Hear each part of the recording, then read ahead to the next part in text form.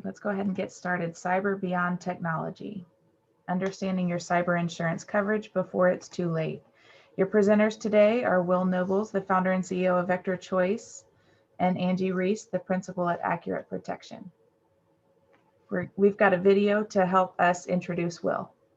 With over 20 years experience in the technology field, serving Fortune 500 and small companies alike, he holds 2 degrees and multiple certifications. Cybersecurity expert. Will Nobles. Boy, has he had success in his life. Since I've started my company, I've dedicated myself in helping my clients protect the integrity of their data. The CEO of Vector Choice Technology Solutions, please welcome Mr. Will Nobles. People don't get the risk that's out there. Don't be careless with your technology.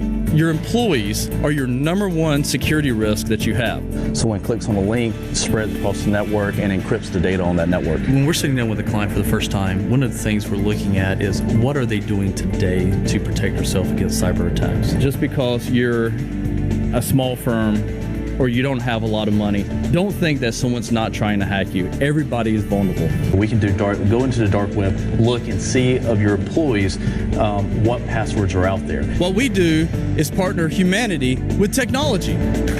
Ladies and gentlemen, please put your hands together and welcome Mr. Will Noble. Hey guys, thank you so much for joining today. We've got an awesome guest today. If you have any questions for Angie or myself throughout the webinar, please put it in the Q&A or in the chat. We're going to save the questions for the end of the event. And then also, if you're on Facebook, if you have any comments, definitely put those in the Facebook Messenger comments, and we will respond to those as well. Again, thank you so much. I'm Will Nobles. I'm the owner of Vector Choice. Vector Choice has had an awesome few years in growth and throughout our family of clients, as well as growing our internal family of customers as well and employees. So if you need technology, if you're not one of our clients and you need anything technology wise, please reach out to me. But again, today is mostly focused on Angie and what she does. But again, some of the things that I want to share with you, some awesome news, is 2 months ago, we expanded to Alabama. So our corporate office where I'm at is in Atlanta, Georgia, but we have offices in DC, North Carolina, now in Mobile, Alabama. Baton Rouge, Louisiana has been there for a while. And some more awesome news, next month, we are expanding to Phoenix, Arizona. So we're going East Coast, West Coast here. And that's going to help us from after hours support and supporting our clients after hours by having a West Coast office. We have clients in about 23 states now and several countries. We deal with things with HIPAA, PCI, ITAR, SOX compliance. We're very heavy in healthcare, manufacturing, and law firms, but we do IT for all kinds of different types of businesses. To get us started and to introduce my awesome insurance agent and someone that will blow your mind on insurance from Accurate Protection, I want to introduce Angie Reese. Angie has 17 years experience in the insurance industry and then 11 years in cybersecurity. And she has educated me a lot on the other side of the fence from the cyber world. So Angie, I'm going to turn it over to you and let you have at it. Well, thank you, Will. I'm always very impressed with you, especially when I see your pictures and where you've spoken all over the country.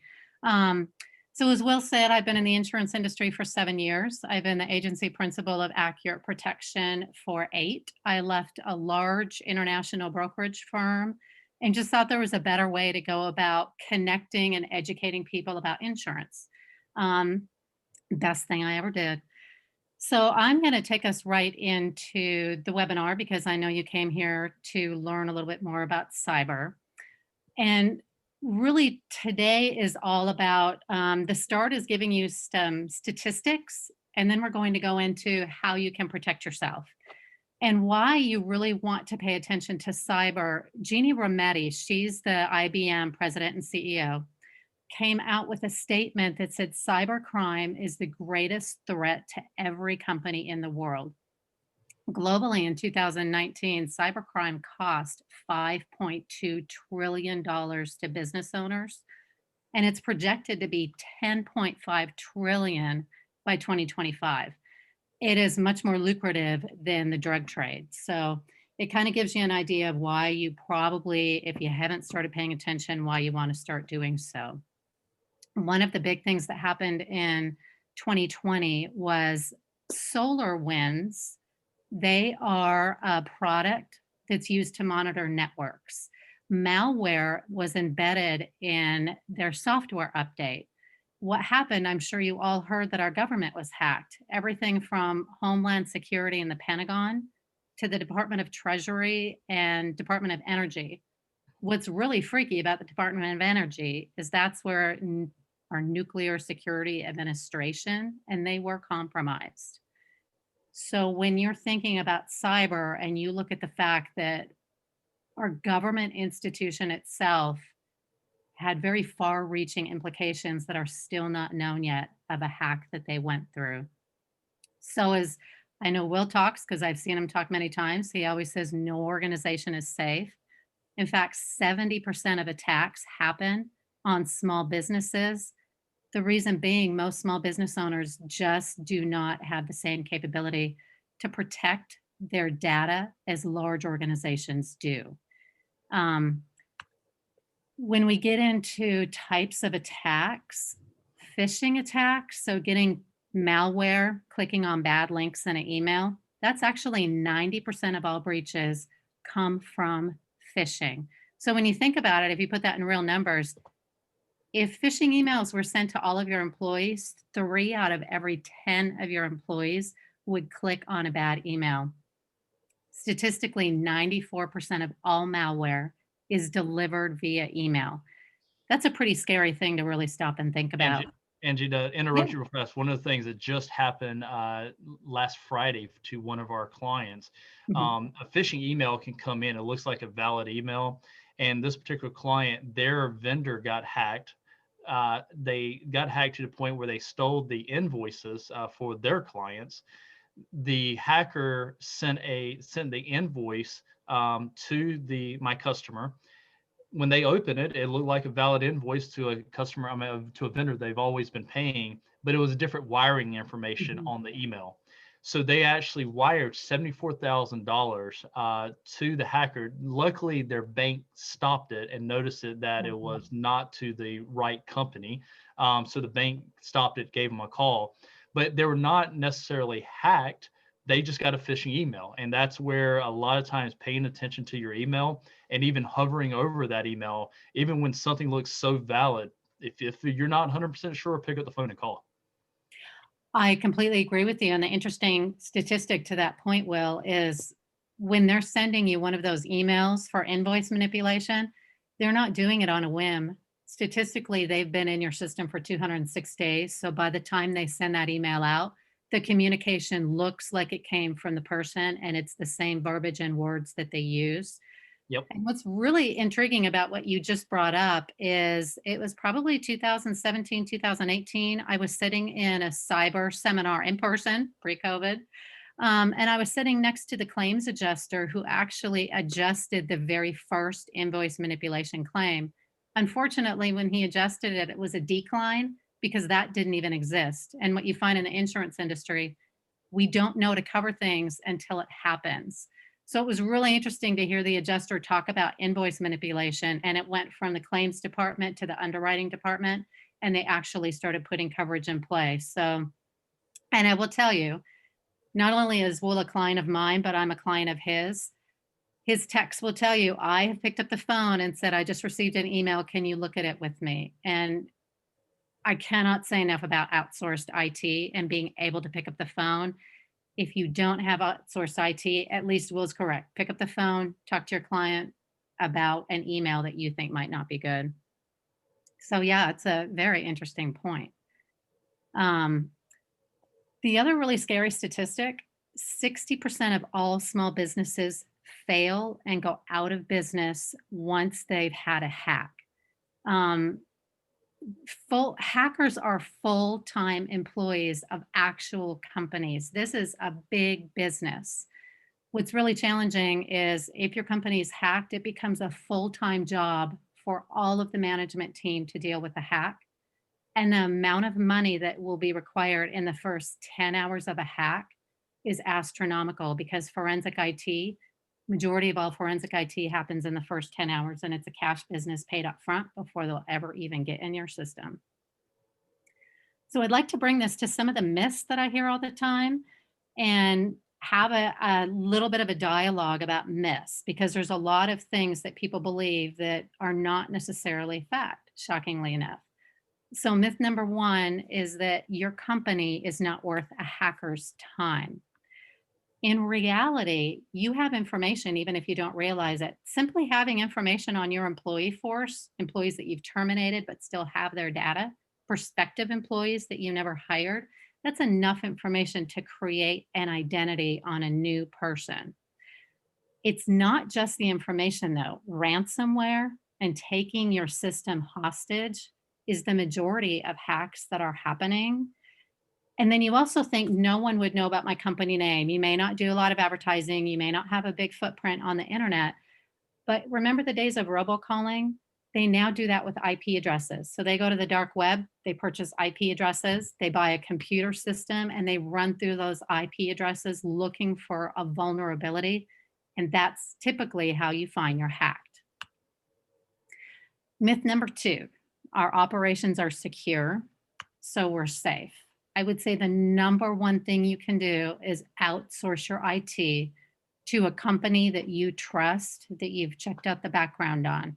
I really can't say enough about that. Outsourcing your IT will put you leaps and bounds ahead of a lot of small business owners today.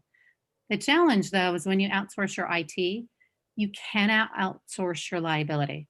So if you are breached, or if one of your vendors is breached, you are still responsible and still have to handle that breach. A great example of that is the Blackbaud breach that happened this past year.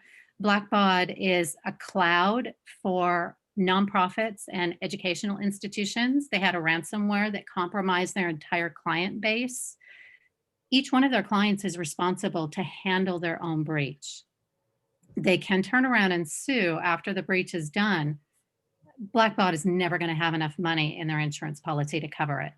So again, having your own policy, I can't emphasize that enough. Another myth we hear all the time is that they don't need a cyber policy. I'm going to go right back to that number I just talked about, but I'm going to flip it. 40% of the businesses that are small that have a breach actually stay in business and survive. That's a really startling statistic. And then if you look at these, the average ransomware demand in Q2 of 2020 was $338,000. That's up over $100,000 from Q1 in 2020. What's even more startling than that is about 2 years ago, the average ransom demand was about $3,000. A year ago, the average ransom demand was between $30,000 and $45,000.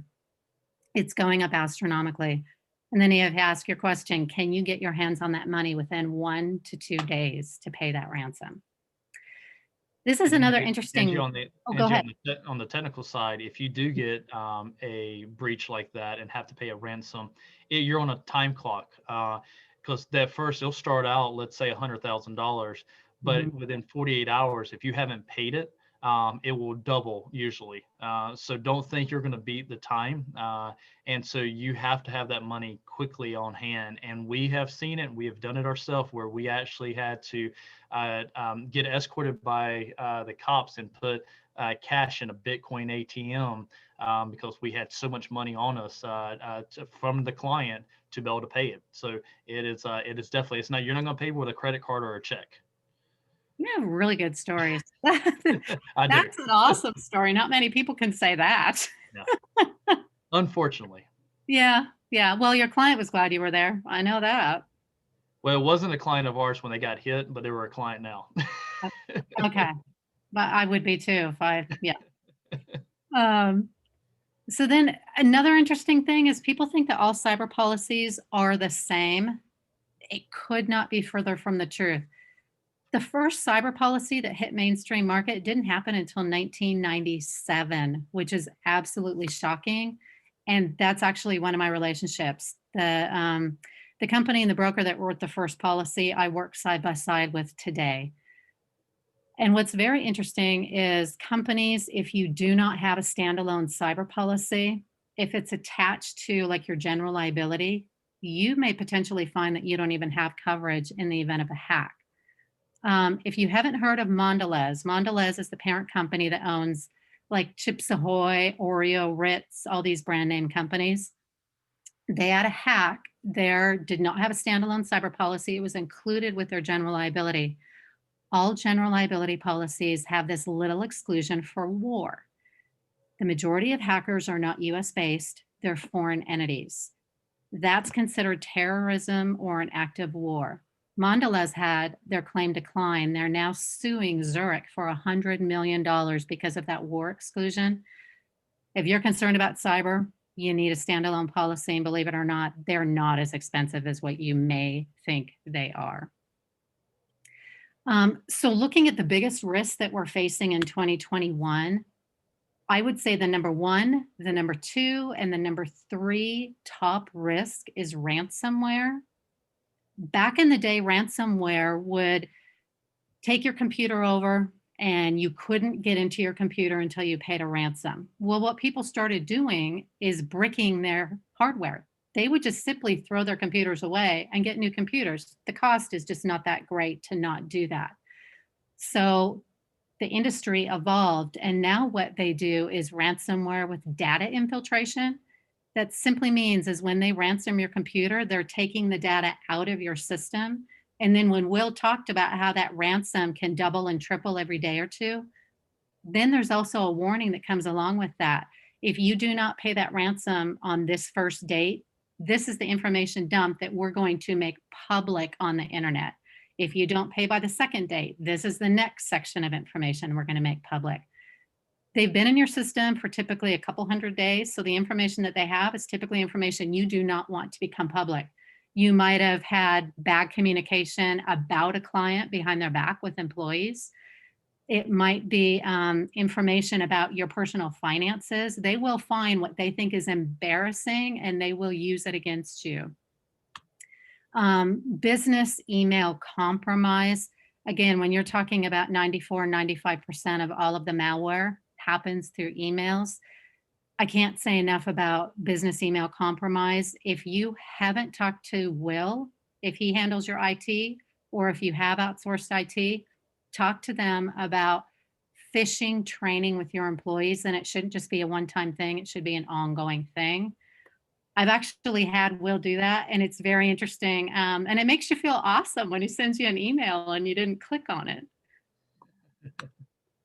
And then service provider attacks. So managed service providers like Vector Choice, they are the number one target at the moment. And the reason being is if they can compromise a system for a service provider, now their entire client base could potentially be exposed. So that's a big one. I want to add to that. I personally know several managed services companies that have been hit and compromised where all 100, 200 of their clients were hit with ransomware because they were compromised. And that's why it's very important picking the right managed services company and making sure they're auditing themselves. Just because they're in IT, make sure that someone else is double checking their staff. And that's what we have in-house is outsource. We have a company that double checks to make sure we're doing what we should be doing to protect us as long as protecting our clients. And that's why that, some people say, well, you're a lot more expensive than the other managed services provider I have down the street. And it could be a 2-3 man shop that you're doing your IT. And he or she might be very good at doing the IT, but are they truly protecting themselves and are they truly protecting you? That's the biggest thing right now with managed services providers. Will, you bring up a really interesting point. I talk about in my role as an insurance broker, I get to know the good and the bad and the ugly about companies. I've walked away from managed services providers on more than one occasion for insuring them because when I handed them the application that they had to fill out, which was talking about security, they couldn't answer the questions. They didn't know all the definitions. It's really shocking to me when I've ran across that, but I've definitely ran across it. So that I can't say enough about making sure you know who's protecting your system. And the problem is the IT industry is not regulated. like if you're a doctor or attorney or CPA. So we're not regulated. So that the only state right now that is regulating managed services providers is actually Louisiana. Louisiana government passed a law where if you're a managed services provider, you have to go through a process to be regulated. So hopefully that will start happening throughout everywhere in all the states. But yeah, be very careful when you're choosing IT provider. Well, I just learned something new. I did not know that. So thanks for sharing that. So I'm assuming if you're still sitting on this webinar, you're a little bit alarmed about some of the statistics that you've heard. So I would like to move from some of the scary things we've talked about to how you can protect yourself. I would say the top 3 things that you can do are starting with your employees and training, outsourcing your IT, and then again, getting with the right broker that can help you put a cyber policy in place. Because no matter how phenomenal your outsourced IT is, someday you will get hacked, and you want to make sure that there's a company that can stand behind you and make sure that you do stay in business tomorrow and that you're not out of business. So I'll go with the employees. The one thing I really want to hit here is, again, limiting access to data. What I find when I talk to clients about IT is everybody has access to their entire database, and they haven't segmented out who needs that information.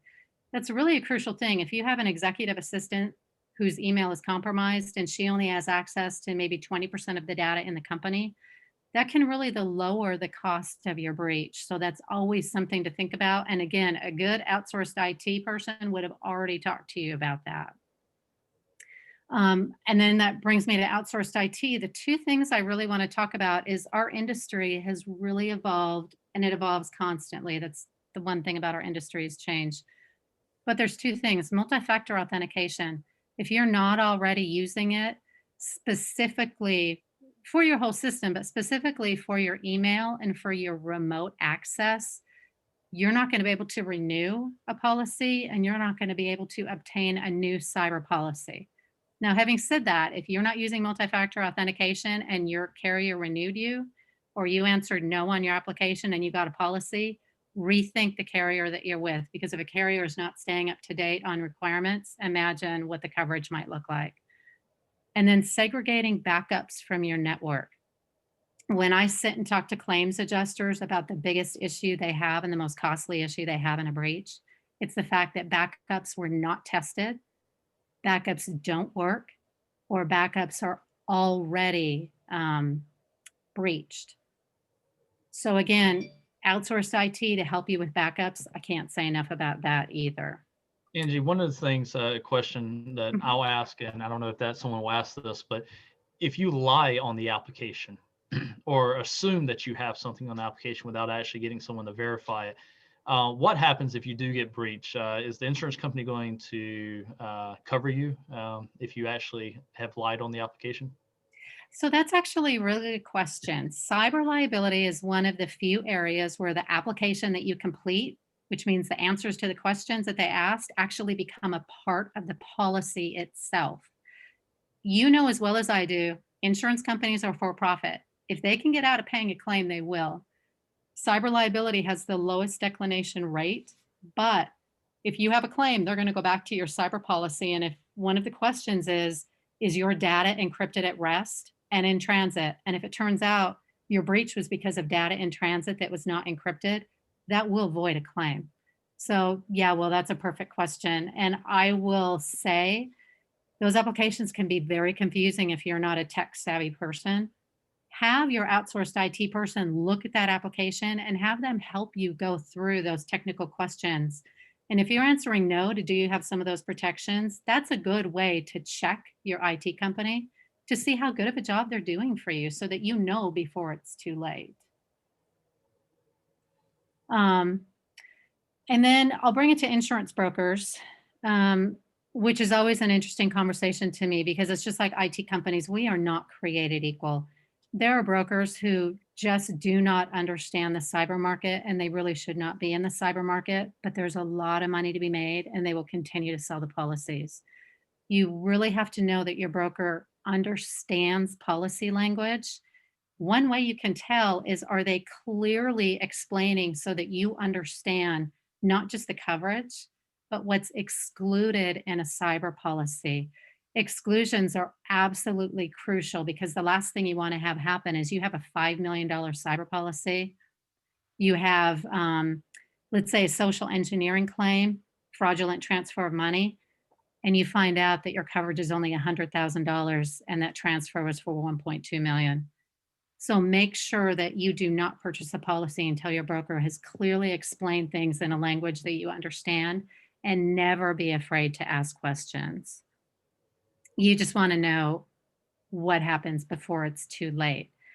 And again, you can do everything. You can have the outsourced IT, you can be training your employees, but someday that will fail, and you want to have a cyber policy that does protect you in the event of that. So the last thing that I want to go over here is insurance and what that process looks like. And again, Will asked a great question about application and accurate information. It's really crucial that during the underwriting process that you answer every single question accurately. And if you don't understand a question, ask your broker. And if we don't know it, that's a red flag. That's a great way for you to check your broker and see, do they really understand what they're selling me? And also, I'll tell you, during the underwriting process, it's another great way to have a check and balance on your system. So back in the day, companies that were not healthcare, that were not IT or tech oriented, all they had to do was tell me their company name, their address, what their operations were, and what their gross annual sales were. I could get them a policy all day long with just that information. They didn't even have to answer questions. Times have changed. Underwriting now does a lot. They will do external scans on your network that's public, looking for a back door that's been left open, looking for a compromise. They'll go through your website. They do a lot of things you would be surprised happen behind the scenes. And it's a real great way to find out if you have weaknesses, because you'll find that out during underwriting. It doesn't mean you won't get a policy. It just means they want to know that you care enough to take action and correct it. Coverage based on your operations and exposure. That really sounds like a foregone conclusion. It sounds like, well, of course I would have a policy based on my business. I can't tell you how many times I've reviewed a cyber policy.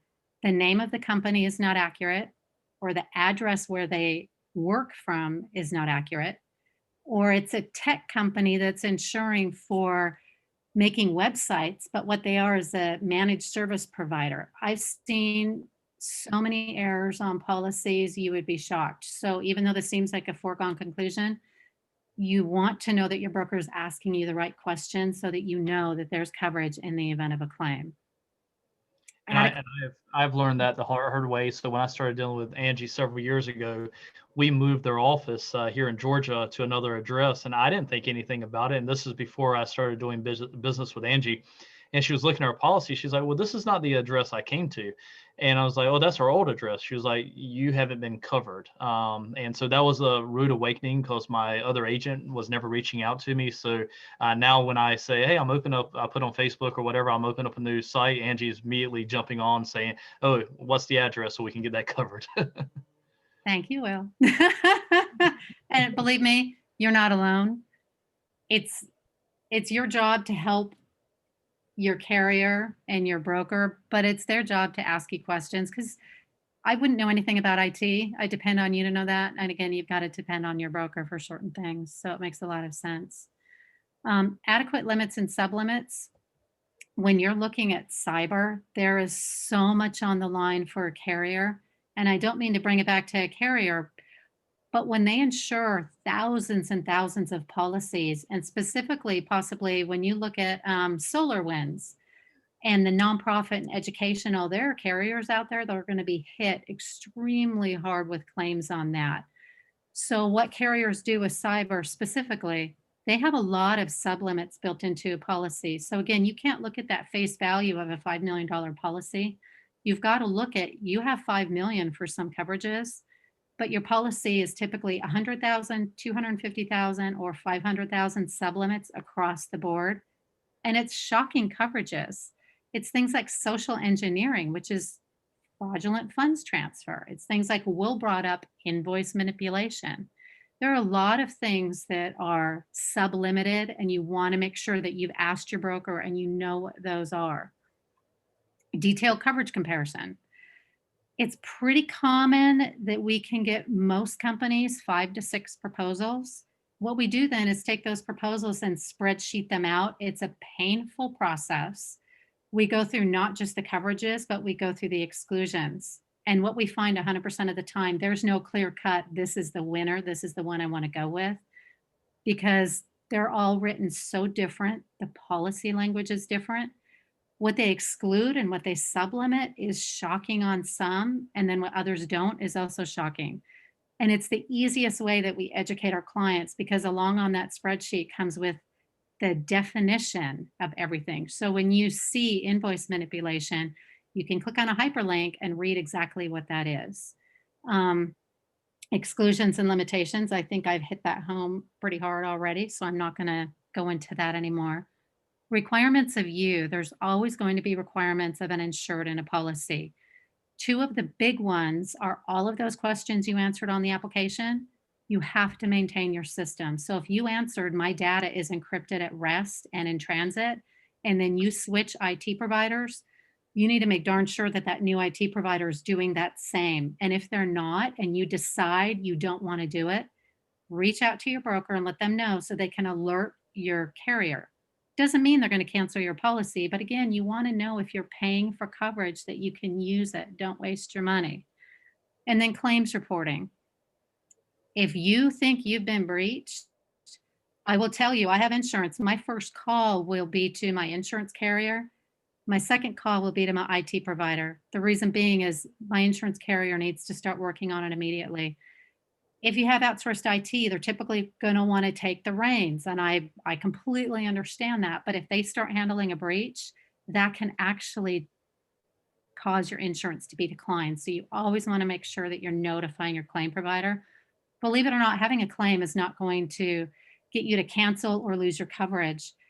Carriers will help you actually, it's called betterment coverage. And if you have a broker who understands it, they'll get you coverage where the carrier will help you become better at protecting yourself.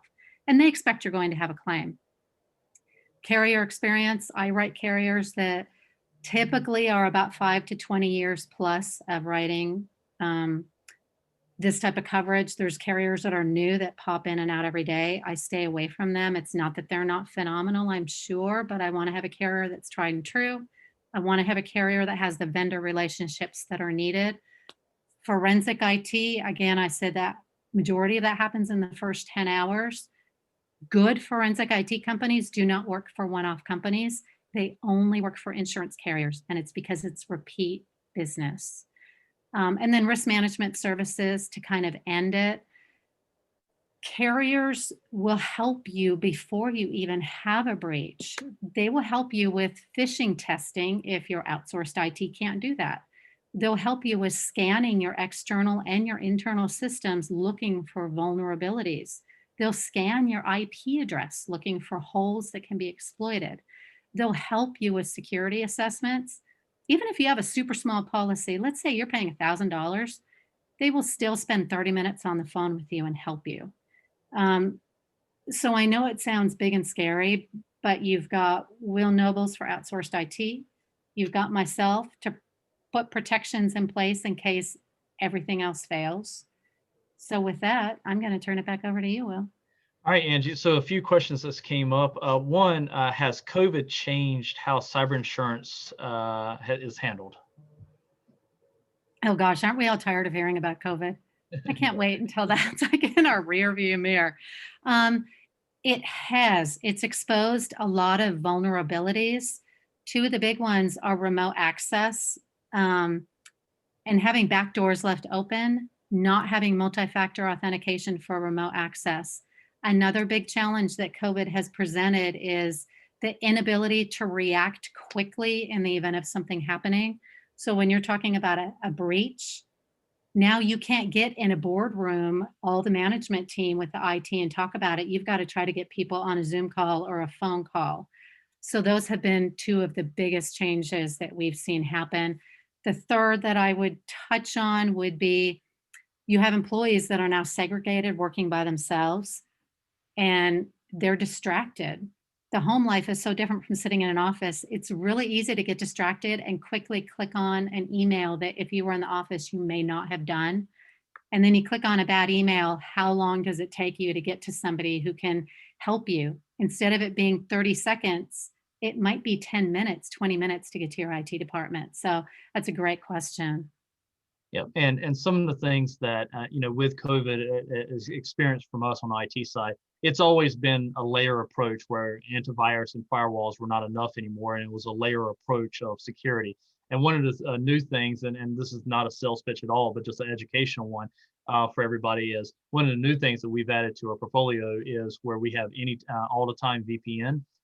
Where it encrypts the data. So if you're actually taking your laptop, using at Starbucks or at your parents' house or your kid's house or wherever, or off your company network, it will encrypt that data for you. So that's, again, another layer of security that we've added. And we've got some clients that are already started using it. We're using it internally as well. So it definitely helps, and it helps especially with people working remotely, especially from home, and you've had to send everybody from home. How do you really control and manage that security of their laptop while they are with their kids next door, on doing e-learning, right? So how do you manage that security from your company laptop? So that's something that we have there. We do have 2 more questions I've got. And again, if you have any questions on Facebook or they put it in the Q&A for the webinar. I got a question.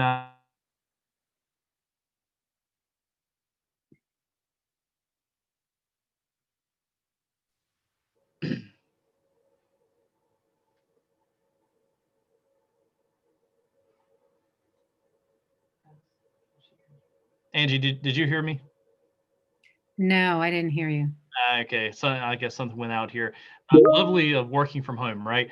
So the question is, Angie, how many carriers are there currently in the market who meets your criteria? I guess, and I'm assuming Chris is what carriers does she like to work with? Is maybe start with that, Angie. If I think our 2 main carriers right now are probably CFC and Beasley.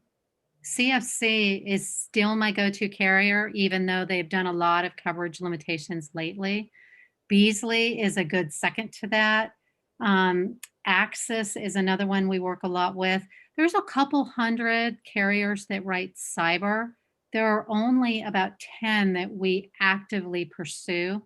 I will tell you what we stay away from and what I never place are the standard market carriers that you can buy your general liability and your property coverage from. They're household names. Some of them advertise on TV. Many of you probably have their coverage. They're phenomenal, but they're not phenomenal at cyber. They have a lot of exclusions. For instance, they write stripped down policies. So you will have very little coverage unless your broker knows to ask for it. And if you know to ask for it, the challenge is because they sell a la carte, once you start adding any of the extra coverages on that I provide as standard, they become much more expensive than a standalone option. So it's another good question. Okay, and the last question I have so far is, what are the top 2 or 3 problems you see with cyber insurance policies? I guess exclusions that you have. I think the number one thing we see is clients being excited that they have $1 million or $2 million policy when they come to us. And then we point out that they have a lot of sublimits in their policy where they have a lot of coverage that's 100 or 250,000, not $1 million or 2 million. And then the other thing is not understanding the exclusions, not realizing that they don't have invoice manipulation covered, that they don't have social engineering covered. It's a lot of work sometimes to educate a client, but it pays off in the long run, not only for the client, but for me. The last thing I ever want to have happen is a client calls me with a claim. And my comment is, I wish you had told me, not you're going to be okay. Let me file that claim for you. Okay, and then Chris had a follow-up question. How many of your list writes policies 5 million and up? Thanks for the information and insight. So what companies write 5 million and up in cyber policies? They all do. The Yeah. only ones that I deal with are national level carriers. I don't deal with any small local regional carriers. when you want to get policy limits, you have to prove that you need it. Like, for instance, I've got a client right now. They have a widget on Salesforce, and I've had them insured probably since 2013. They just got a very large contract. Their client wants them to have $20 million in cyber liability. It exceeds far what they have right now. So part of my job is to be able to sell that so they can get that contract. And there's ways around it, getting a copy of the contract, getting gross annual sales, getting projections, getting the work that you do. There's a lot you can do to get coverage limits that you need. There's not a limit. The limit is what can you afford and what will a carrier sell you? Great, great. And my last question on my side is, Angie, I know you're in Atlanta. Are you able to insure and work with companies? Because we obviously got a lot of my clients are spread across multiple states and other states.